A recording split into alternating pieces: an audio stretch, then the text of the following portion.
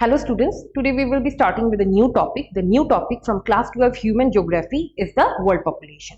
So today we will be understanding what do you mean by population and what are the terms in the population that influence the environment or the landforms of an ecosystem. So let us discuss regarding what is a population. So, what do you mean by the population? In easy language, we know that population means the number of people living in a particular area or particular square kilometer. Now, population. If we talk about population, population defines the interaction of different people living in a particular area. Now, let us discuss the term population. Encompasses a group of organisms of a single species that interbreed and live in the same time in the same environment. Now, population also refers to a single species, that single species which is living in a particular environment and interacting and interbreeding with each other.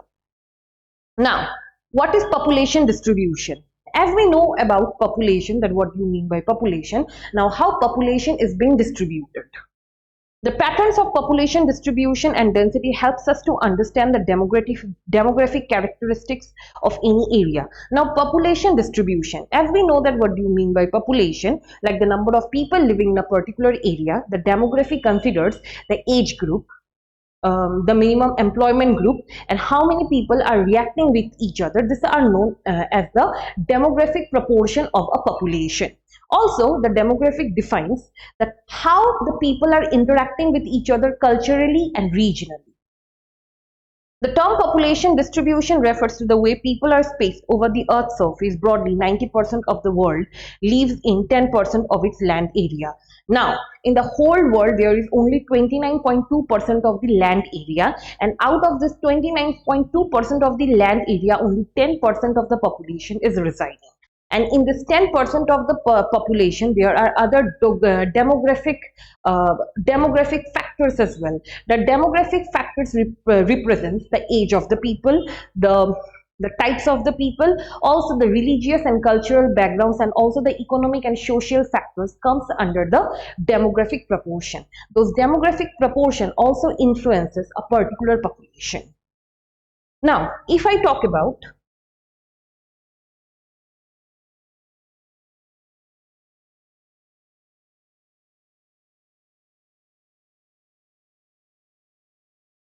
Now, if I talk about the land area, now how much land area is there all over the world? There is 29.2% land area, and in this 29.2% land area, only 10% of the people are living in that particular land area. Now, why 10%? Just because the residing of the people, the living of the people is also influenced by the environmental condition and also by the climatic condition. Now, according to the environmental condition and by the climatic condition itself also, the people will be living in that particular area. Like for example, if I talk about the continent Asia, most of the people live in the area of the continent Asia. Why? Just because you see, Asia is considered to be more climatic favorable, more environmental favorable in comparison to the other continent. So as a result, there is more population in the Asian continent. Also, you see, Asia continent is more bigger, more larger in comparison to the other continents. So as a result, the Asian continent is highly populated. But what about the Antarctica and what about the areas near the Arctic Ocean? You see, Antarctica, there are very less people because there the climatic condition, the environmental conditions are not favorable. So as a result, people are not living in those particular places.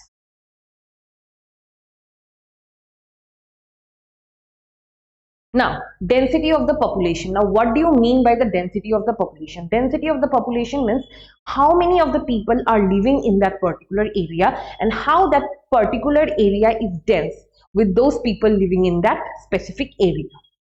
Now, each unit of land has limited capacity to support people living on it. Hence, it is necessary to understand the ratio between the numbers of people to the size of the land. Now, the ratio of the people. As we define the ratio of the people, you see in a particular land area, not much people can live. So, the ratio of the people according to the land area is much more preferable so that the people can live comfortably in the particular area. Now, how many people can live in a particular area unit also comprises the ratio between the people and the land area. This ratio is the density of the population. Now, what do you mean by the density of the population? The ratio of the people living in a particular area according to the land area is known as the density of the population. Now, it is measured in persons per square kilometer. Now, how it is measured? It is measured by persons per square kilometer.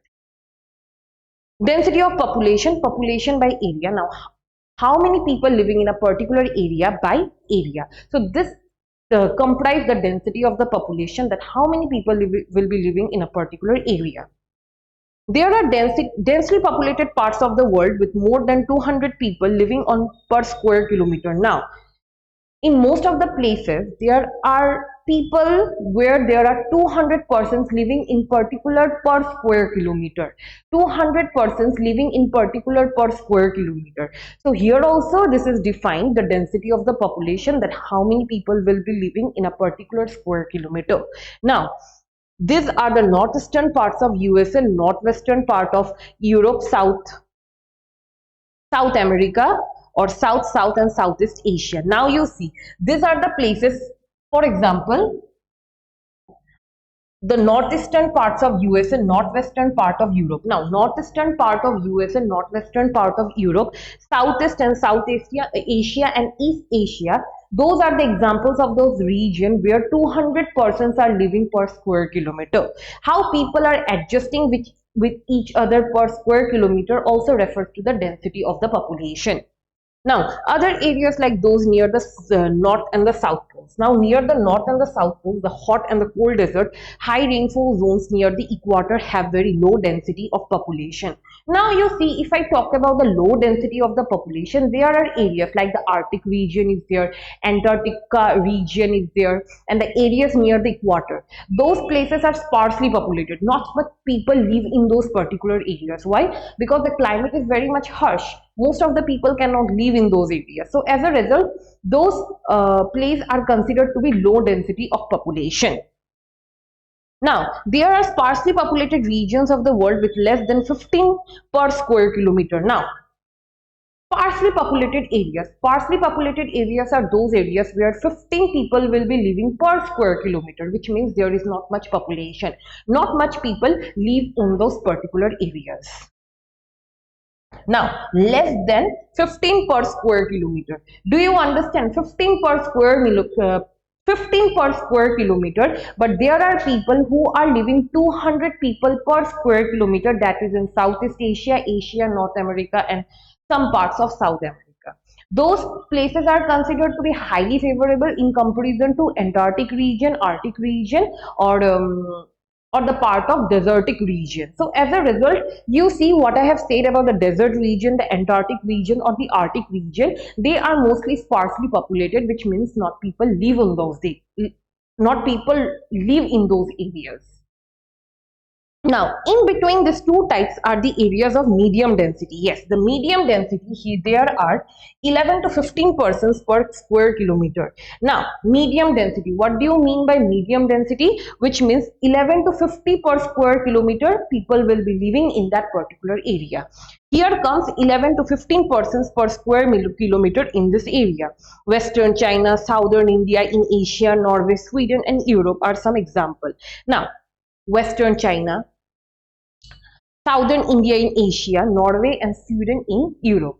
These are medium density populated areas where 11 to 15 persons will be living per square kilometer. So we have understood the types of density of the population. First comes the low density of the population. This is number 1 point, the low density of population. Low density of population refers to those population there were not much people living in a particular area per square kilometer. Like for example, the hot and cold deserts and the high rainfall zones near the equator. These are the examples of the low density population, and there are sparsely populated regions. Now, sparsely populated regions, what do you mean by the sparsely populated regions? 15 with less than 15 per square kilometer. Now, sparsely populated regions are those regions where less than 15 people are living per square kilometer. These are sparsely populated regions. Now, here comes two of the in between the two, medium density. Here let me mark it.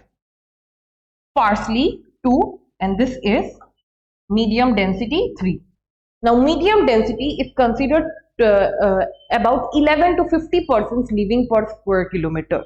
So, here examples are Western China, Southern India in Asia, Norway, Sweden in Europe are some examples. So, here are the examples of the medium density populated areas.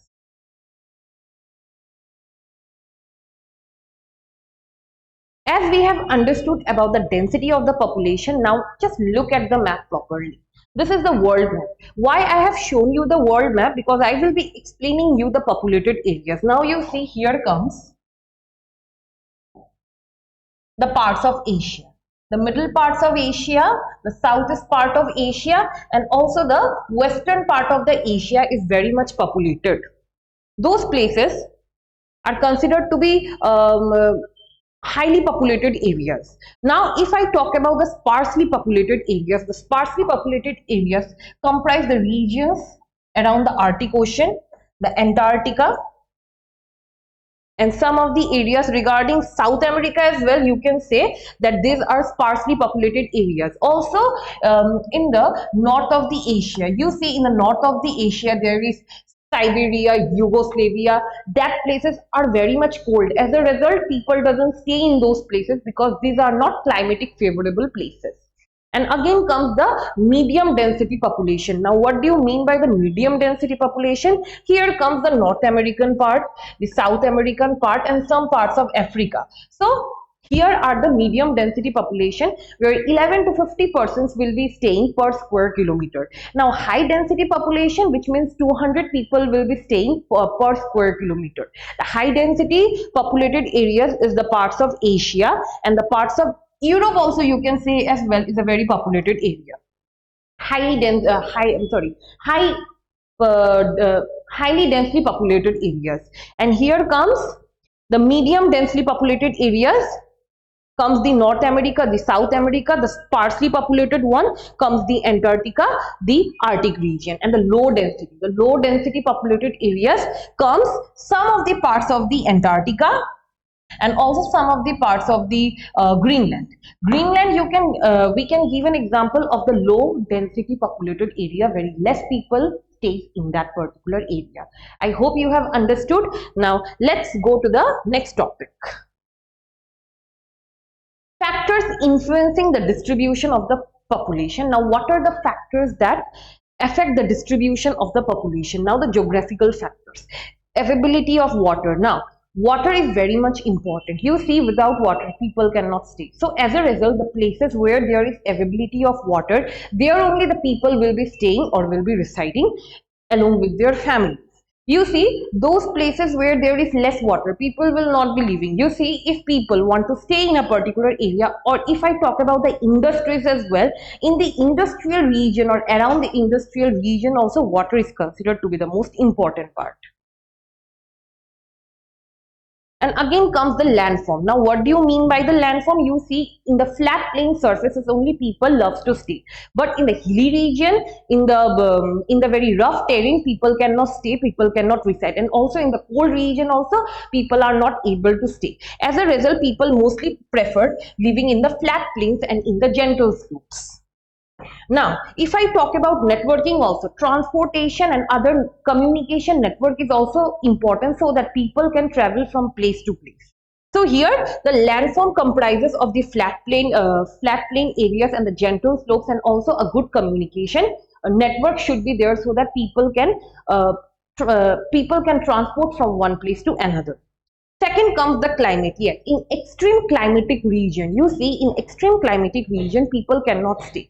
As a result, people cannot adapt in those places. But in a very good climatic region or in a very adaptable climatic region, people can stay, people can reside. Like for example, the Southeast Asian countries. The Southeast Asian countries are considered to be highly populated. Why? Those are considered to be densely populated just because the climate is much favorable in comparison to other countries. Now you see, if the climate is favorable, that time human habitation is also adaptable. Human habitation is also adaptable and people can live comfortably in that particular climate. Now, if there is heavy rainfall, extreme and harsh climates, then there will be low population. People will not be staying in that population. And last comes the soil. Now, what do you mean by the soil? You see, fertile soils.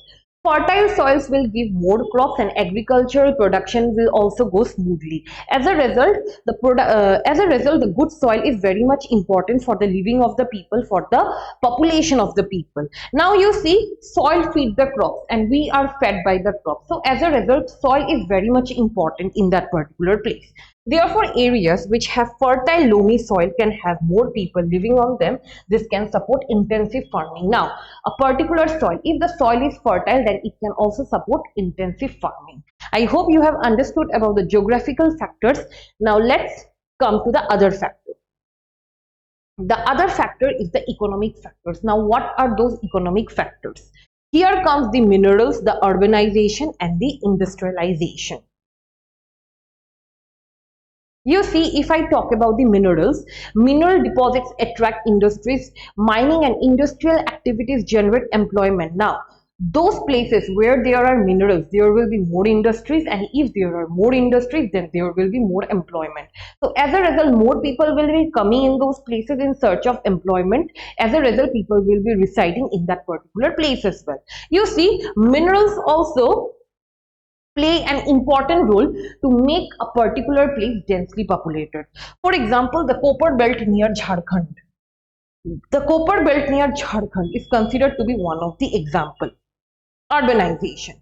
Now, what do you mean by urbanization? You see, those places where there are opportunities being provided, such as good education facilities are being provided, employment opportunities and medical facilities and other benefits are being provided to the people, that places goes to the urbanization. Urbanization means progress. It means progress of a particular place. Now, the better means of transport and communication, good civic amenities and the attraction of city life draw people to the cities. Now, the places which has better communication system, better transportation are there, and in fact good civic and amenities are there, they attract the city life. People will be attracting to that city life because they are getting much opportunities in that particular place. Now, it leads to rural to urban migration. Cities grow in size. As a result, you see, people are living in the villages. Why they turn up to stay in the urban countries, in the urban cities, just because to have a good livelihood, to have a good lifestyle. This is the second part of the economic factor, the urbanization. And now third comes the industrialization. As I have told you before, that those places where there are more minerals, there will be more industries and people will be attracting more for employment opportunities and will be residing in that particular places.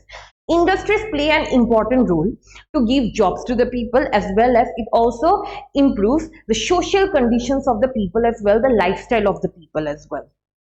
Now, this includes not just factory workers but also transport operators, shopkeeper, bank employees, doctor, teachers and other service providers as well. Now, factory workers, those factory workers are the transport operators, shopkeepers, bank employees, doctor, any other profession. They will be living around those particular places and will be getting more opportunities.